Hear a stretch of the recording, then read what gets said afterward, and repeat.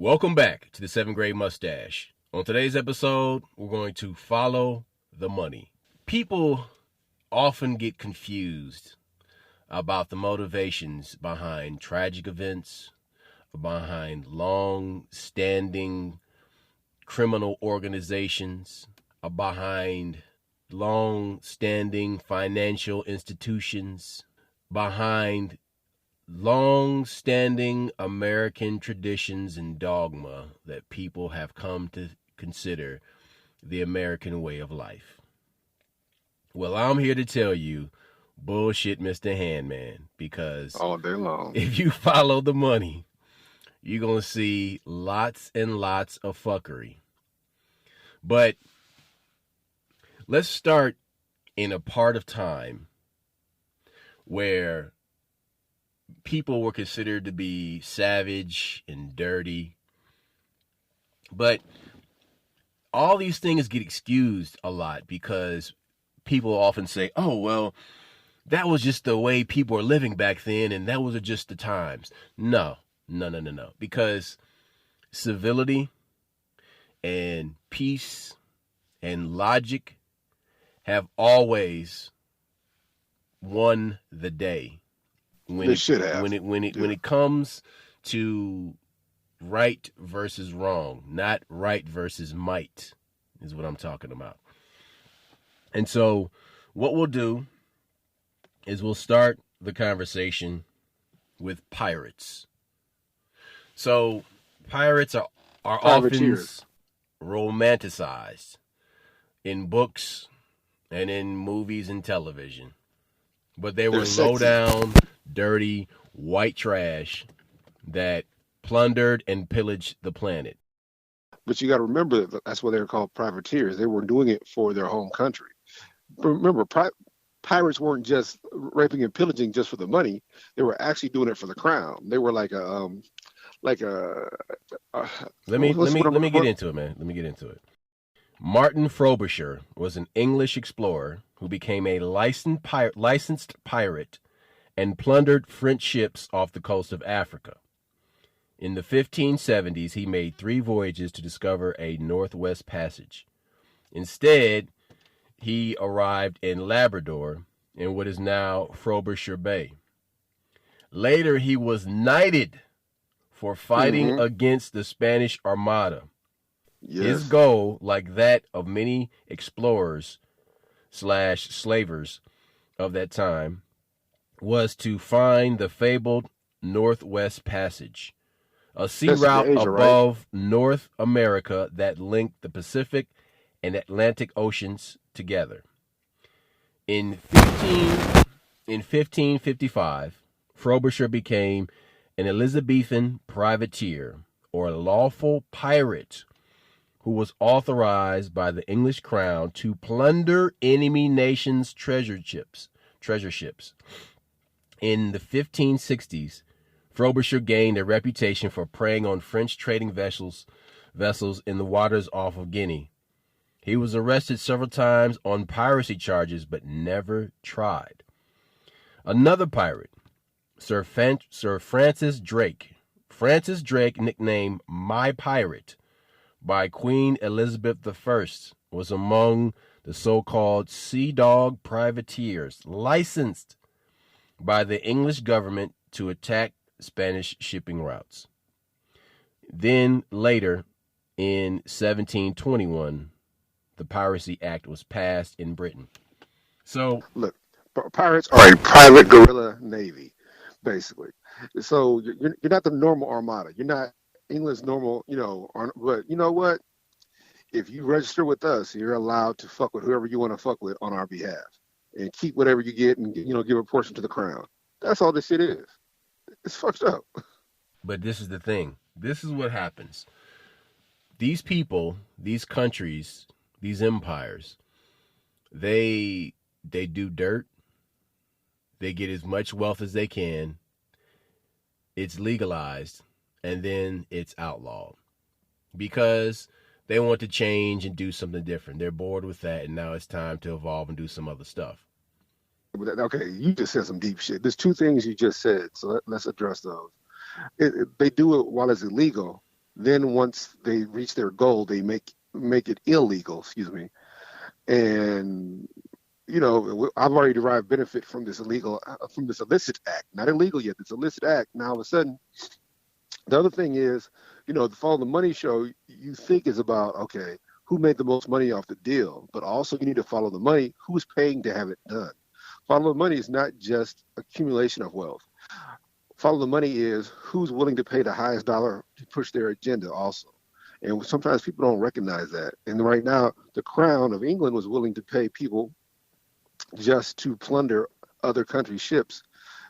These are peaceful ships, attack trade routes, influence the entire government of the world just to get their way. Slavery, people. Need I say more? Period. The first pirate was a slavery. It's illegal now, but when it was legal, they sure pushed the envelope on that motherfucker, didn't they? The Barbary Coast is considered a dangerous area, was considered a dangerous area because of two brothers who were pirates, the Barbados brothers. And these guys involved themselves in all types of illicit activities, which, included killing other people on their ships, but also slave trading. So before you let your kids go and romanticize pirates, have a sit-down conversation with them, explain to them what pirates were really into. Look, we love swashbuckler movies. Yeah.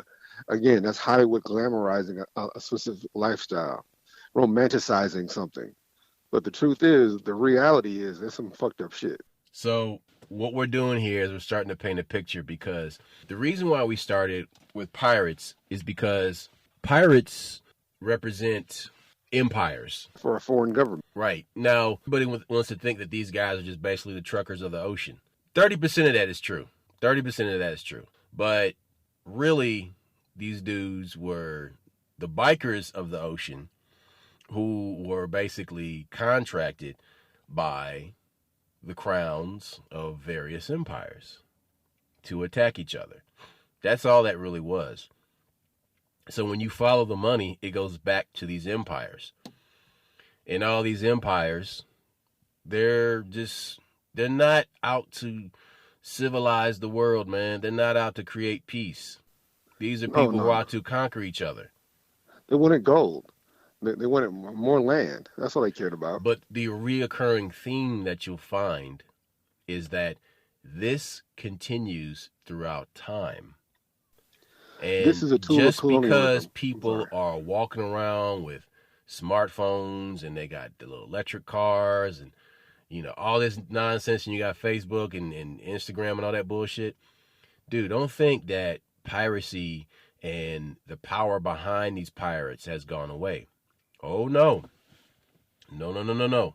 Because, okay, let's talk about some old money for a second. All right? And let's talk about Jacob Schiff. I mean, if you don't know who the hell he is. Well, he was a Wall Street investor, and he was one of the primary sources behind the Bolshevik Revolution. This guy, a real POS. He was a major contributor to Woodrow Wilson's presidential campaign and an advocate for the passage of the Federal Reserve Act. Born Jacob Heinrich Schiff into a distinguished family of German Ashkenazi Jews in Frankfurt, Germany, his father was Moses Schiff, was an agent for the Rothschild family. The family's founder, Mayer Amschel Rothschild, and later his son, Amschel Meyer, the head of the family's Frankfurt branch. Schiff was the foremost Jewish banker. Schiff was the foremost Jewish banker on Wall Street at the time, and came to either own or be a director of several major corporations such as Wells Fargo, Union Pacific Railroad, and Equitable Life Assurance Society. So, baller alert. Be careful. He's a pirate. During the year 1917, in the space of just 9 months, Russia underwent 2 revolutions. changing the country's destiny forever. The primary factor was behind the bankers' support for the Bolsheviks' revolution. Whether from London, New York, Stockholm, or Berlin, it was to open up underdeveloped resources of Russia to the world market. Now, just as very similar to George Soros, the money speculator, he funds so-called color revolutions to bring about regime change, to open up opportunities for global exploitation. So, Jacob Schiff was basically George Soros back in the day. Look, to make sense of this, we have to discuss the word colonialism. Colonialism is when one country sets up another society just to benefit the whole, going there to exploit.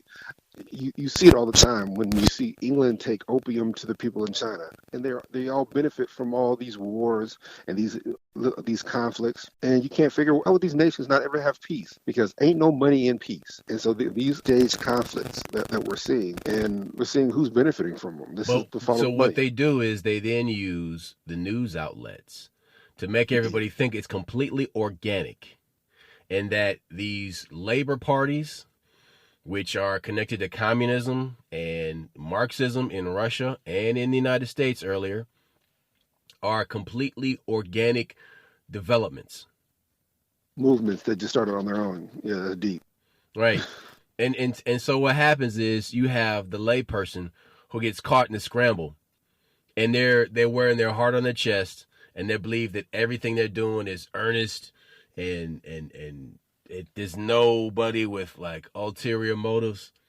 And you see these people all the time in the streets, and they're just, they got a Che Guevara shirt on, or they got, Black Lives Matter shirt on, and they don't know that the founders are Marxists that are founded by a shit starter named George Soros. Okay, here's where it gets complicated. You people in the street, the laymen, as you put it, love to have the political conversation. And when they have a political conversation, but they don't know what they don't know. Dude, they love to have the political conversation and say that you're the dumb one. It was 1912, this happened. And don't you know about, and they'll hit you with that. Don't you keep track of Nancy Pelosi? Don't you know who Nancy Pelosi is? You need to keep track of your future, black man. And I'm like, okay. Is she rich? Yeah. Is she white? Yeah. She's taking advantage of you.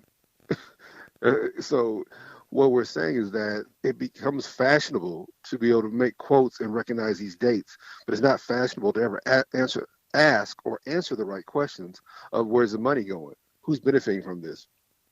The money side wins no matter who wins, because the money side is funding both sides.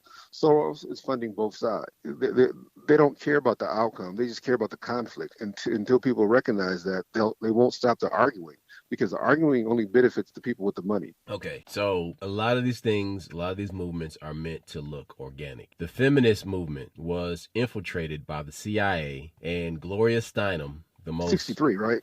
Yeah, the most outspoken feminist in history, said on the record that she worked for the CIA. So this means that these people have handlers, and they're given money to operate. They're given a stipend to operate off of, to get a message out there, to develop society in a way. Think about this. Think about the long game. Why does the CIA do what they do? They go into countries and they create unrest. Now, they do this on a more rapid scale in foreign countries. But within the United States, they want to bring about a change in society that makes society easier to control, easier to manipulate. And they do this through getting into the media and, the news reporters and in the newsrooms. And then they create these quote unquote organic revolutions. What makes it complicated? We're not saying sexism and racism does not exist. We're not saying that at all. But we're saying that they use that to manipulate, to get what they want, but the elimination of those things, you see, is what they want to assist in a means, in an end, towards an end that suits them. See, because The long game really is people in this organization worship the dark arts, and they want to bring about Armageddon, because by doing so, those rich people that are truly behind the throne will get rewarded by the dark entities that they serve. Now, those of you who are regular listeners of the show will understand exactly what we're saying. Because if you've listened to at least 5 episodes of this show, you're not lost right now. This actually makes a lot of sense. Because if you've been listening to the show, you notice how we tie in a lot of these themes that are related in so many ways, although they may be strange, but true. So, look, like I said, what my brother was saying about the CIA, they're shit starters. There are real issues out there. Right. But CIA was started by Skull and Bones. And what is the Skull and Bones symbol? That flag. Where have you seen that before? You've seen that on pirate ships. That is a Skull and Bones symbol, yes. And they go and back. What did the pirates do? They would go in and they would create sabotage and diversion, and they would raid and pillage. They have a history of this behavior. And what has the CIA done? May it be literally or metaphorically the same exact thing. Privateer hopefully for the United States, because that's our home country. But we've seen CIA do things to benefit itself many times over. Hell, the LA drug trade, the Contras, Nicaragua, all these different places needed money, so they were selling. So the CIA was selling drugs in inner city LA, just to so they have that black budget, so they can do things off the books. Like we off the books this year. They're doing that shit, and so it's really hard for people to understand that these things are connected. When you try to explain to them, this shit's connected. No, it's not. That doesn't make sense. It's not supposed to make sense. It's supposed to make dollars. They're simply trying to fund their agenda, and they don't care who they hurt to do it. And as for Skull and Bones, we know that's at is that Yale, right? That's the society that all these important CIA people. Yes, and Yale University started as a school that taught esoteric teachings. And don't forget, we have an episode chronically was it Prescott Bush and whose skull is that they supposedly worship? Geronimo, yes, they have Geronimo, and the family has sued for years to get that skull back, and they refuse to do it. This goes back to the 1800s and some crazy telegraph shit. You wouldn't believe how sinister this shit is. Like they're literally worshiping Native American bones, but these are the same Native Americans you're running off their land, taking and molesting their beliefs. Crazy shit. All right, so around the time Schiff was getting his money on and starting to make changes to the Old West with the railroad system, there was a young guy named Samuel Prescott Bush, born in October of 1864 in New Jersey. Bush graduated from the Stevens Institute of Technology in 1884. He managed to get a job in the railroad industry. He eventually became the president of Buckeye Steel Castings Company in the early 1900s. And now, as boring as that may sound, that placed him in a nice position. He was taken over from the position that Frank Rockefeller held, who was the brother of the notorious industrialist John D. Rockefeller. That company also produced parts for the booming railroad industry, helping Bush and his associates become very, very wealthy. So, in the early 1900s, around the middle of the 19 teens, or 1917, 1915, he started to hear about what was going on in Germany. And he started to hear about how the Germans were starting to become a world power, and they might become a threat one day. And so years go on, and he keeps his tabs on Germany. his association with the Rockefellers grows, and he starts, rich people hang out with rich people.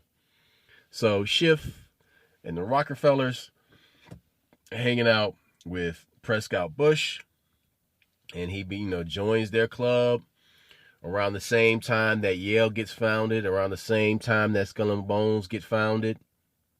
Follow me? And these people are there getting drunk and partying and joining each other's groups and making all these large plans. Well, while the time the 1930s rolls around, he hears about a young guy, this influential Labor Party guy in Germany named Adolf Hitler. And these Nazis were having rallies in New York City at the Madison Square Garden. They were having Nazi rallies. And Prescott Bush got wind of this, and he decided to put money behind the Nazis. And so then what Prescott Bush does is he takes up the mantle of Schiff, Jacob Schiff. So now he is a pirate who's hiring lower level pirates to go out and do dirt. So then the Nazis can then raid these other countries and get the spoils of war and return his investment to him. If you guys don't believe it, look up the term werewolf. The term werewolf had to do with the Bolsheviks and those young rebels that were starting. You're assuming we're talking about the horror movie. No, these were young rebels during the Bolshevik Revolution that would go in and just do some crazy sabotage shit. So literally, they were paying poor people to sabotage whole movements. And the whole Nazism, people think, oh, it's about racism. No, Nazism was about the Labor Party and socialism and all this other shit. They had deep roots over here in America. So when people, like I said, the term Nazi is synonymous with racism now, and Jews and shit like that. That's not how Nazism started, at least not in America. So you got to understand that, again, these are real issues where you have poor people trying to work and take care of their families and shit. So, of course, somebody spots that, and they use it as a political a way to manipulate people politically to gain money and power. You'll see this throughout history. This is just another example of the shit when it comes to Nazism. Right. But the whole time, the consensus is that go USA, Germany bad. Crazy part about it is the rich people from both of those countries are in bed together, literally, because they're doing some weird sex magic shit too. And don't forget all the stuff the Nazis stole from these rich Jews and poor Jews, and all the artwork and gold and everything. You hear about the shit like the Amber Room and all this other. That's some crazy shit, but they're all in cahoots. They're all in cahoots. Yeah, it's crazy, man. But you got to remember, I'm not going to say they created their own religion, but they definitely found the religions that met their needs. See, the term, you hear God made us in his image. Well, a lot of times we make God in our image. So if we're fucking child molesting sons of bitches, we'll find a pagan-ass God to worship that doesn't mind us doing that shit. When I say us, I mean them. I don't mean me, motherfucker. But these people will find a fucking deity that does not mind what they do. That's some sick shit, but pay attention. You'll see this shit throughout history. Right. So, okay. It doesn't stop there.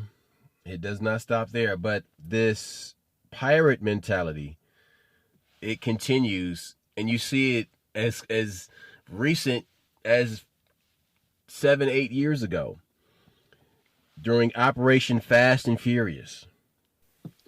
And during this Operation Fast and Furious, former Attorney General Eric Holder, as well as the ATF, allowed more than 2,000 firearms to get into criminal hands in Mexico. To prove a point. Resulting in many deaths and injuries, including the death of Border Patrol agent Brian Terry.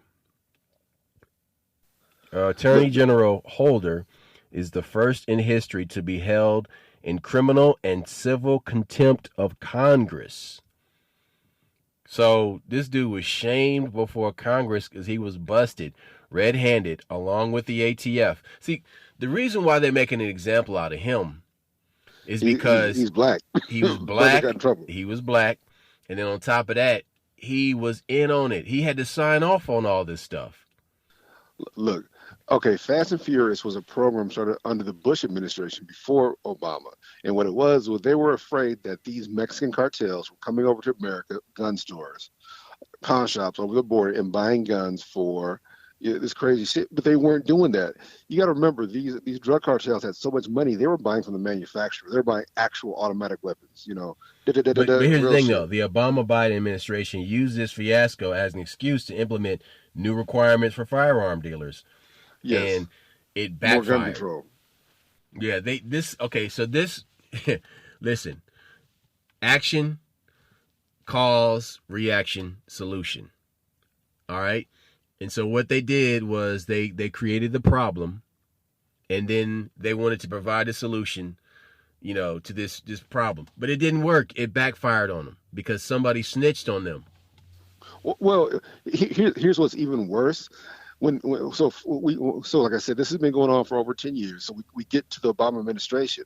So the guy in the gun store in like El Paso on the border, he's calling the FBI agents like, hey, he's calling the ATF. He said, I got some legitimate cartel people, I think. They keep coming here and spending a bunch of money. They're trying to buy my guns. I told them no. What should I tell them? And the ATF, oh, go ahead. Keep the serial numbers. We'll track the guns. That's how they know what gun was used to kill that Border Patrol officer. So just because you wanted to push an agenda, you allowed this illegal act to happen, because you want to prove your point. But here's the other thing for all these damn liberals and all these people that say that these mass shootings they don't happen and blah, blah, blah, they're not conspiracy. Well, maybe I don't know the specifics, but this is just one example of allowing something evil to happen just so you could implement more gun control. And we warn you guys, these liberals, all the time. I'm not some conservative motherfucker. I'm just trying to say that the idea that the government won't do some illegal shit to get an ends is not true. And this is just one example of allowing guns to get in the hands of a Mexican drug cartel, kill one of our Border Patrol agents. And again, you guys want, we want more gun control. We want more. Yeah, but you created the situation. Just use the laws that are in place. You ain't got to worry about shit. That's not how it works. So another thing that's tied to this are these mass shooters. So when you look at the Las Vegas shooting, forget about the esoteric symbolism of that shooting. The day it happened and all that shit. All that. And the floor that the hotel room was on, that the guy had the hotel room at where all the shooting occurred from. Well, some of the shooting occurred from. Because when you look, I remember I sent you a video that was posted online and it disappeared later from social media. And it showed how automatic gunfire was visible from several floors below. Not just one, but more than one room, where they shot out the windows and started to shoot into the crowd. Again, but hold on, that eliminates this entire lone gunman argument. It's a couple of things that need to be discussed, but I don't want to get on the tangent. So let's no. We got time. Go ahead, tangent all you want. No, the bottom line is they said this man was using bump fire stocks. Like I said, these two guys retired, but at the time when this happened, they both were Vietnam vets, and they're like, duct tape. That is not a bump fire stock. That is a automatic weapon. I know the difference between a bump fire stock and an automatic weapon. Me myself, I have a couple bump fire stocks, and yeah, they don't. You can't last that long with a bump fire stock. You couldn't do that kind of damage with it. So Trump went ahead and outlawed bump fire stocks. I had to give mine away, and so they found a way to vilify something as minute as a bump fire stock, trying to say that was responsible for all that carnage that happened. It's not. We sit here and point out like disparaging parts of the story. You have people who actually used weapons in Nam and in other conflicts. They're like, brother told me the rhythm of a automatic weapon is different. And I can hear the difference. And you can't argue with this guy. This guy belonged to an A team in Vietnam. He's like, that was an automatic weapon. That was not some semi-automatic altered to sound like an automatic. That's not the case. So look, how do these people get their hands on this shit? It's because the government wants to push an agenda. Yep. So, The and money the thing, behind these mass shooter events comes from government sources. and if you don't, let's go back to Denver. Remember, oh boy, in Denver. Remember when the federal agent showed up, and his mom was like, "You got the right guy." So didn't he use his student loan money or to buy all this damn equipment and armor, body armor, and all this other stuff? And I'm like, that's crazy. I couldn't even get a student loan to finish my education. I'm still paying, and he used he used funding from some weird place. So follow the money. This is what this episode is about. Follow. How do people get access to this money? It drives you crazy. If I'm black, I try to get a small business loan, I can't get one. But all of a sudden, this guy can get a loan to supply his killing spree. Is essentially what it was. It was during Batman. We remember all that stuff. This guy had armor. This guy had weapons. He had a cache of bullets. And then people start, and then all the liberals say, well, you shouldn't be able to order more than 1,000 bullets at a time because you order like 10,000 bullets. I'm like, I think, again, Okay, you guys are but missing wait a the minute. point. But hang on a second. There's an element that you're missing from this. A lot of these spree shooters are MK Ultra victims. Oh, I didn't forget that part. Okay, now these MK Ultra experiments are government Yeah. funded because in the new book called Chaos that talks about the Manson murders, it illustrates how there was a LSD supplied clinic in San Francisco that closed about 10 years ago. You ever talk to one of the old white guys that used to use the stuff? One of the guys I talked to, he's like, "Hey," he said, "Hey, duct tape, you don't understand. Like literally, there's a government stamp on the back of there. I guess you lick the piece of paper that has the stuff on there. He said there's a government seal on the back of the paper. Yeah. He's like, yeah, this came It's from the created government in a government lab. Yeah, but this is the thing, though. Shit. This was what I'm referring to is the clinic that was in the Haight-Ashbury section of San Francisco where all the hippies were, and it ran from the mid '60s until about maybe 10 years ago.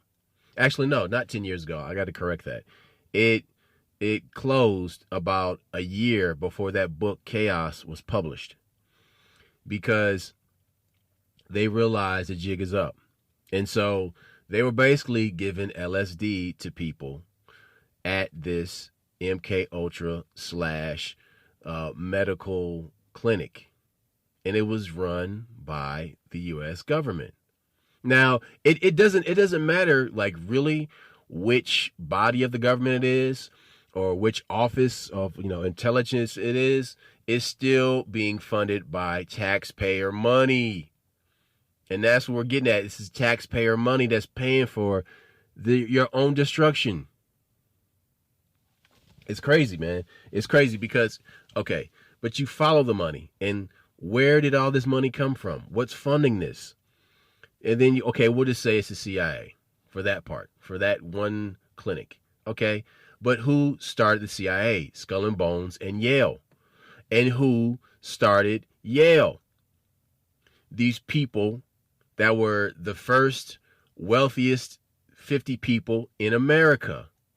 And the names like Rockefeller and Schiff and, DuPont and all these names come up. All these people that are responsible for a great amount of American misery. And all this stuff, dude, listen to what we're telling you. The government funded a clinic that gave out LSD to people, okay? Now, they weren't just handing it out. They were carefully giving it out to specific people. They weren't just like, come down here and get your LSD. No, because you have to create the space first. And then you have your agents come in and you have them bring in people that are frail and fragile mentally. And look, yes, and then you get them on the program. And then you program these people's minds and you have them live a semi-normal life. And then they're sleepers until you need them to go and do things for you. Look, like go and shoot up innocent Nipsey people Hussle. I was at Nipsey a Hussle. fucking concert. Look, the latest one we can give credit to. If you want to see some weird shit, watch the Astroworld. video. Astroworld. Oh, I ain't even see that one with but I was talking about Nipsey Hussle. The guy that shot him came to the police crying and acting crazy, and this guy was a mental patient. He went back to the mental facility. Like, how did this guy get out? How did he get weapons? Yeah, I get it. He already had a rap sheet. He's an ideal shooter. He's MK Ultra. And sometimes when we say MK Ultra, we use the term loosely. He was still a pawn of the police, whether he was all the way up to the CIA or just police on the local level. Like, hey, this guy he's primed for this. You know, we know he's. Hey, listen. We're gonna bring the patient into this room, and we're gonna have him. We're gonna chain him to this chair, and we want him to put these headphones on, and he's gonna watch the screen. Dude, they're just programming these mentally fragile people. That's all they're doing. They're programming them. Listen. It is not always LSD involved in it. Doesn't have to be, but MK Ultra. It could be other drugs too. But yes, okay. Here's a question you need to ask yourself, Roscoe. Who in this day and age still uses LSD? where the same thing with Cosby. Where the hell was he getting Quaaludes? Did he save all the Quaaludes from the 60s? There's certain things when you hear we use the word drugs, it's like a vague. But thing. hold on. Let me straighten out some stuff for you, because I'm shooting a documentary on psychedelics, and I can tell you that people still use LSD. Now, there's some black people that use LSD, but this is the thing, man. LSD was not created for mind control. It was co-opted by people who have an agenda and who would like to control the minds of the masses. And they saw LSD as the gateway for mind control. I thought it was started as a alternative to aspirin. It started out like very mundane. Yes. And then listen. All right. It was discovered by accident. Yes. It was by Albert Hoffman, okay, in the 40s. All right? And he dosed himself by accident. And he spilled some shit on himself, and it's already funny. And he fucking got on his bike as he was leaving the laboratory and had a crazy this is Switzerland, and had a crazy fucking trip. And then he continued to dose himself because he didn't like the trip at first, but when he woke up, he had this sobering clarity that was so pronounced and unlike anything mentally he'd ever experienced. So that was the beginning of LSD. But then what happened in the 50s, the CIA found out about it when the Canadians were using it to eliminate alcoholism in psychiatric wards. They were using it for rehab. Oh, that's cool. Yeah. Here's a like LSD, and remember when we were kids, the term was angel dust, because when we was watching them videos, them anti-drug, you know, how high did somebody have to get to call something angel dust? I'm like, the name alone blows your mind if you really think about it. Like, god damn. So you up there communing with angels? That's how high you is? And people don't see that that's legitimately how that shit was. But let's talk about these people that are committing these mass shootings. All right. They're always people on the fringe. They're always on the edge. Look, based on our podcast on Behold a Pale Horse, many of them are on antidepressants. Many of them are already malleable. They're in some place psychologically where they could snap. It could be a culmination of events throughout their life, or it could be something as tragic as the death of a loved one, followed by the loss of a job. And then when you start stripping away the way a person maintains their reality, they become malleable. Their brain becomes like cottage cheese. Roscoe, I'm gonna say some fucked up shit, so please forgive me. Look, all this emotional shit. Emotions are legit, you know, and me and you talk about it off the air. People legitimate emotions are real. I'm not saying they're not. But I'm saying you ain't gotta respond to every single fucking emotion you got. Oh man. Go into that. Go into that. You gotta have emotional intelligence. And the reason I'm saying that shit. But not just emotional intelligence, but also emotional resolve. Look at the Dylan Roof situation. Remember, this is the one who shot up the church in South Carolina. I don't want to get the wrong state. Yes. And so you start peeling it back. And his friends are saying, hey, man, this guy was not racist. Yeah, like we grew up with this guy. He wasn't all this shit. But then you gradually find out the girl that he was liking was having sex or was started dating a guy that was a black guy that was mixed. And he didn't take kindly to that. So then all of a sudden, I hate all black people. I find these message boards, and then all of a sudden, I decide I want to shoot up a black church. Again, when I first heard about this, I said I was at work and I was talking to this white girl. I said, "Look, I don't know shit, but I bet you that chick was on the BBC." And she just started chuckling. I said, "Yeah, I bet you the chick that nigga like was fucking a black dude, and that's how all this shit started." And I was saying this shit in jest, but as more and more came out, that's exactly what happened. A girl that he was attracted to was attracted to somebody else or broke up with him, yada yada yada. So my point being is, but it's not as organic as that is, though. There's more to that story. No. I know that, but my point being is that even if that's just a backstory, the idea that you're that emotionally fragile, that all it takes is one or two acts to push you over to start killing people. Now I understand if somebody was threatening your family or somebody was hurting your mom or your kids, and you get all straight, fucking dirty Harry on them. That's one thing, but to simply put out there that there were steps to this in some kind of way. Yeah, he was upset about this. That makes no sense. Even up here, there was a shooting at one of the high schools up here.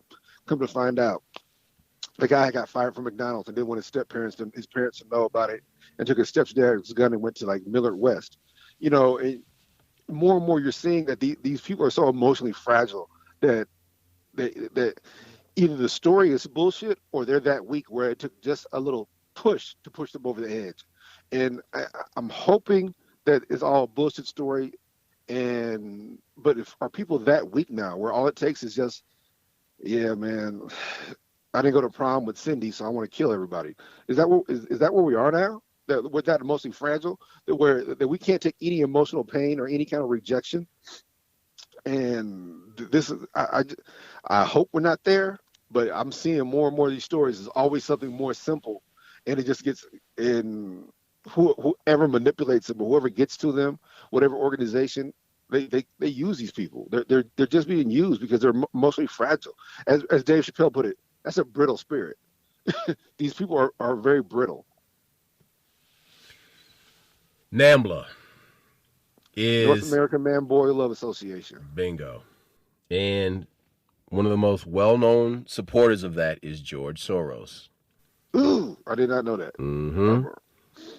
Go ahead. But also, I remember these people always get help from the ACLU. They get those lawyers from that. These people. The ACLU back in the day was about helping folks that needed help. They couldn't get legitimate legal aid. Now every time you turn around, they're protecting a pedophile. Right. But see, that's the thing. They hide behind governmental organizations, and they hide behind legal departments. Bureaucracy. Mm-hmm. Yes, bureaucracy. Yes, very good. Because it goes to show that these people are wealthy and well connected. And if it's not one, it's the other. So, okay, but let's see. Hang on a second. He was on NAMBLA. Yeah. But it relates to a larger problem. And, okay. So, check this out. All right. During the Obama administration, the Senate passed ENDA, which stands for Employment Non-Discrimination Act. And it was House Resolution 1755, and it was Senate Bill 815. Okay? So this bill was proposed in Congress at the purpose of prohibit employment discrimination on the basis of sexual orientation and gender identity. Now, on the surface, that sounds benign. Like no problem, it's cool, whatever. It works for everybody. But ENDA teaches children to glorify the historical sexual perversion that exists.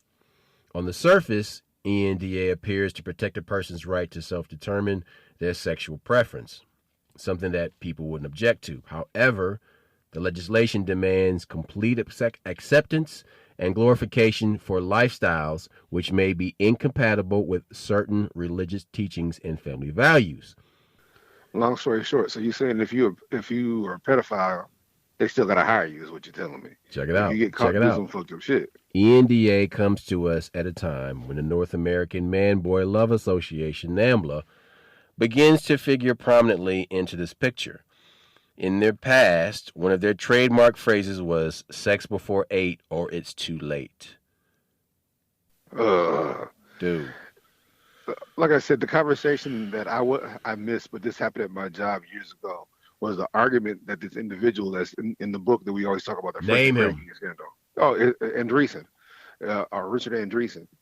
And the conversation is that a child at the age of 6 can consent to sex, that you can give consent at the age of 6. The And again, ENDA allows for this type of thinking to spread.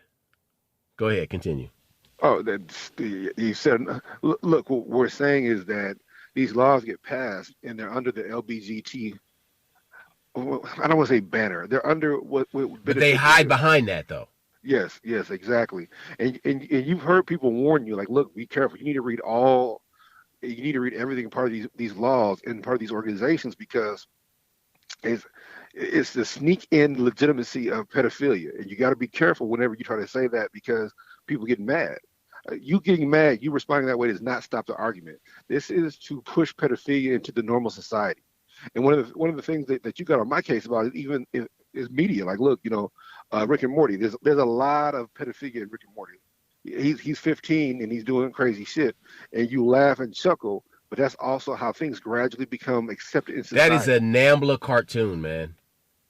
And so it's crazy, dude. Like, and nobody wants to fucking own up to that shit, dude. I was watching this shit. I was like, you know what? I'll watch it. I'm gonna see what this thing is about.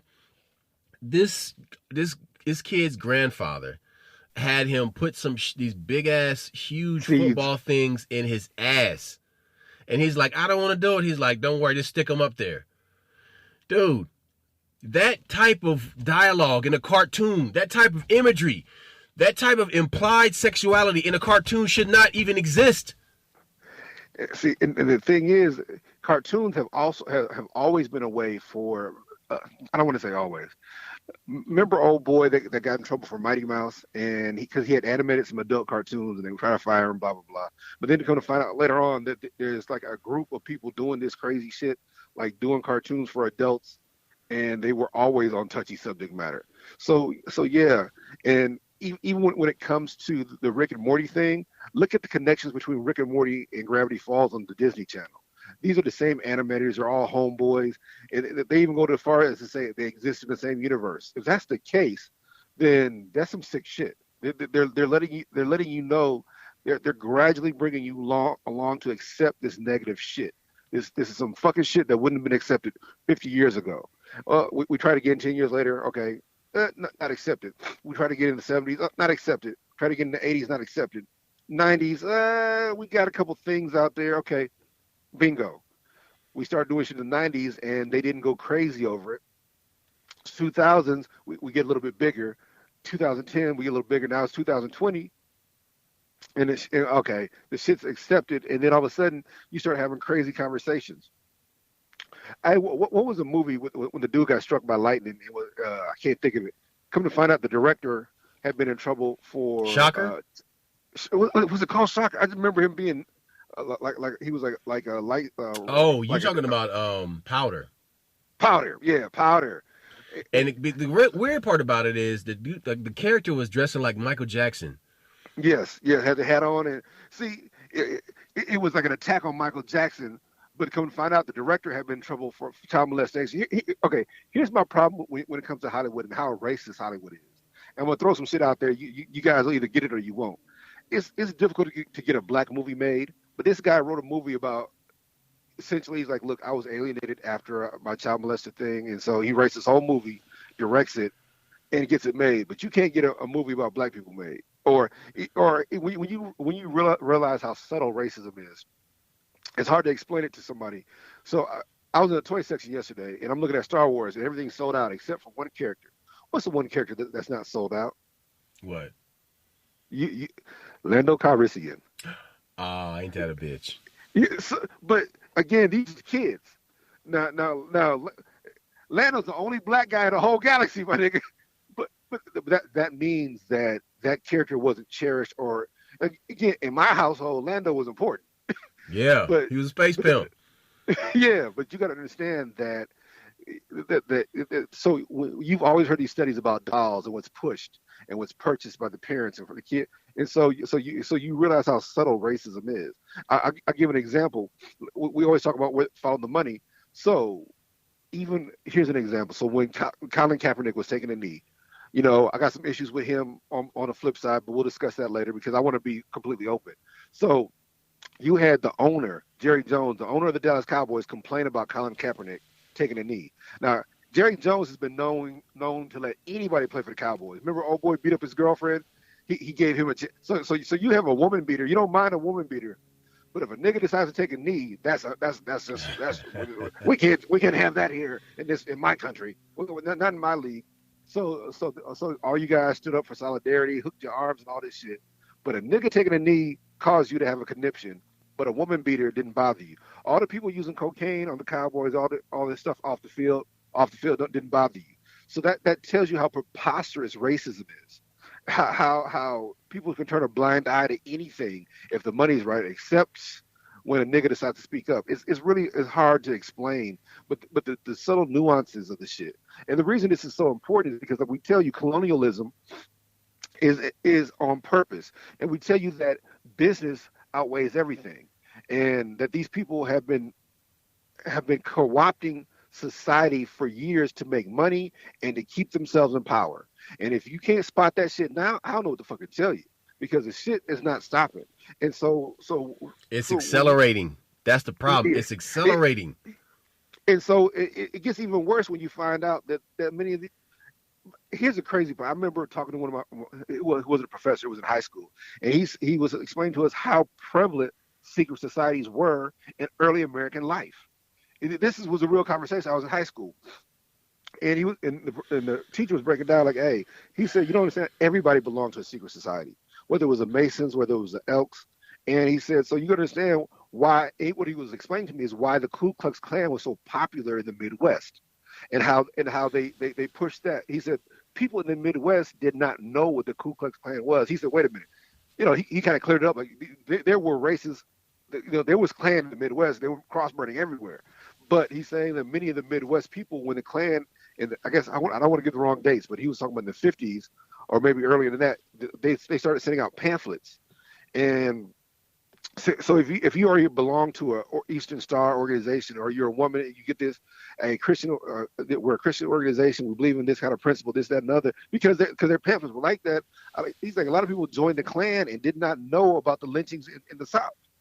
So he was explaining it to me. Now, whether that's true or not, again, I wasn't there, I ain't old enough, but it just lets you know that they basically get you ready for this shit from early on. They indoctrinate you early on, like, hey, we belong to the order of this. Hey, the example I give is we grew up on the Flintstones, and he was a water buffalo. Remember that? Yeah. And you saw that. So the crazy part is you knew it was a secret society.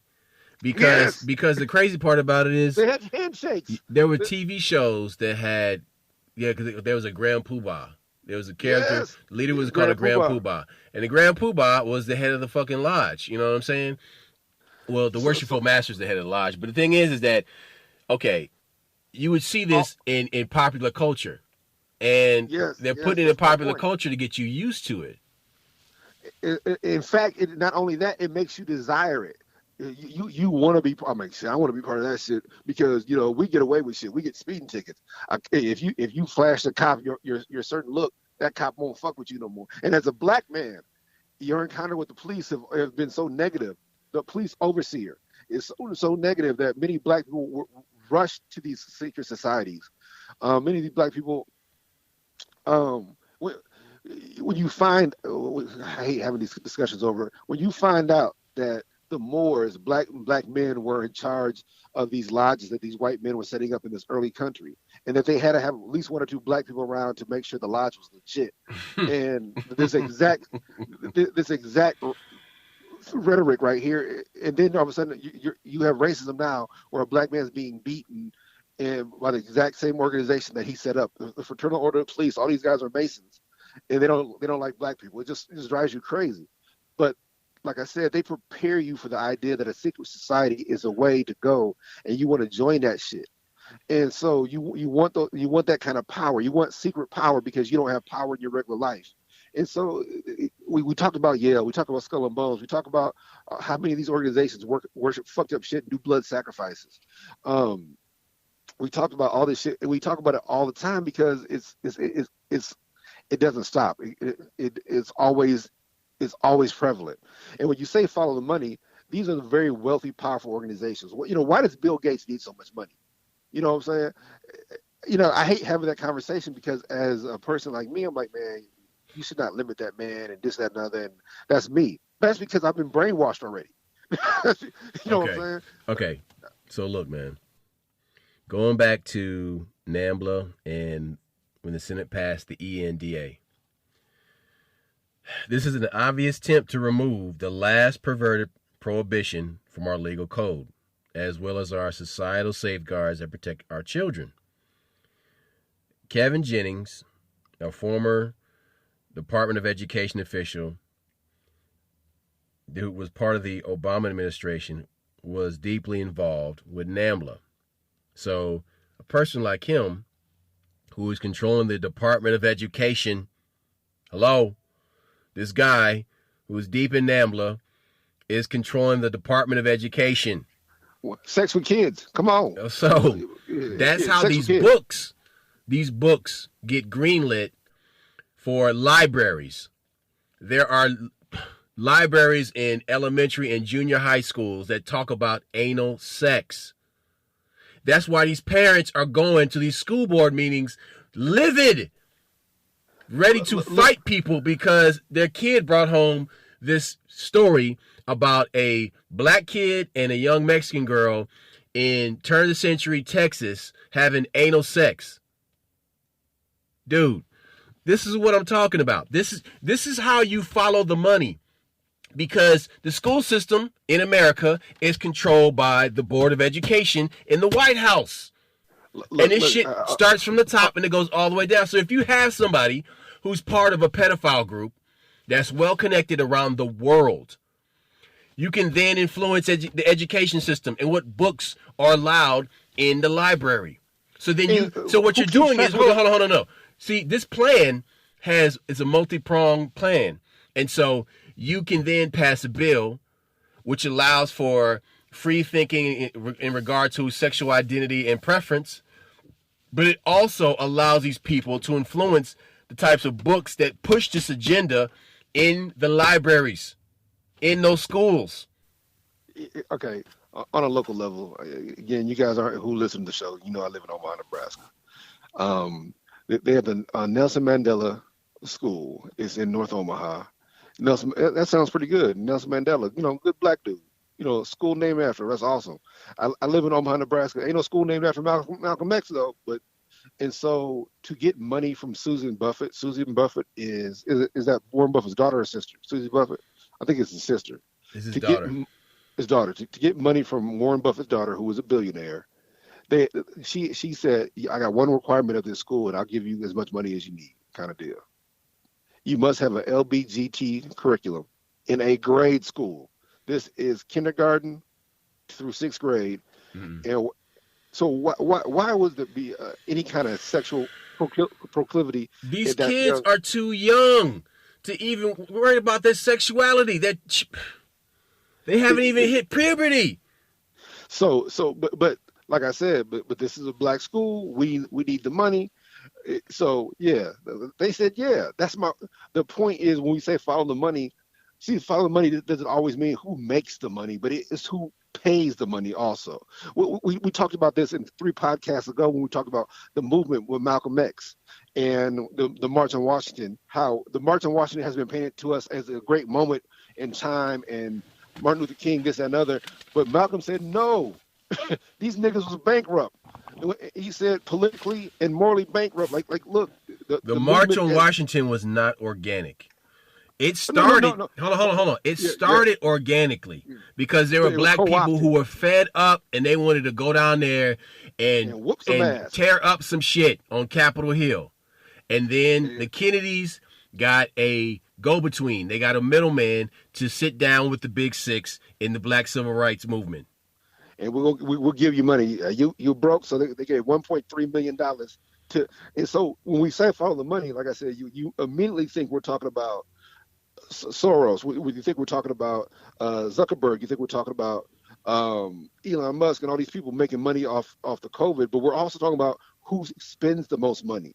Who all of a sudden? We're gonna get into all that shit in just a minute here. Everything you just mentioned, we're about to get into all that. But go ahead. And so when you look at the struggle in the black community, and you can figure out how come we can't get nowhere, and when you hear Dave Chappelle say, I'm not making fun of the LGBT community. I'm just admiring how they got traction and how come they can get litigation and how come they can get laws and shit done. And they've only been around 50 years. And my people have been struggling in America for 200 to 400 years. You know, we're talking about pre-America. We're talking about the Bacon Revolution. We're talking about things before America existed. And my people were supposedly slaves. Now, don't get me wrong. Slaves did happen. But I'm saying so much of these stories have been co-opted and designed to keep us in chains mentally and physically. So you got to understand that, when you hear Dave speak up about the LB, how come they can get their agenda? How come they can get their laws? How come Asians can get a law, but we can't get an anti-lynching law? You know, we've been asking for that for 60 years. Anti-lynching, make it a complete felony. Federal. Nope, can't do it. But Asians and Pacific Islanders, they get a law. That's because follow the money.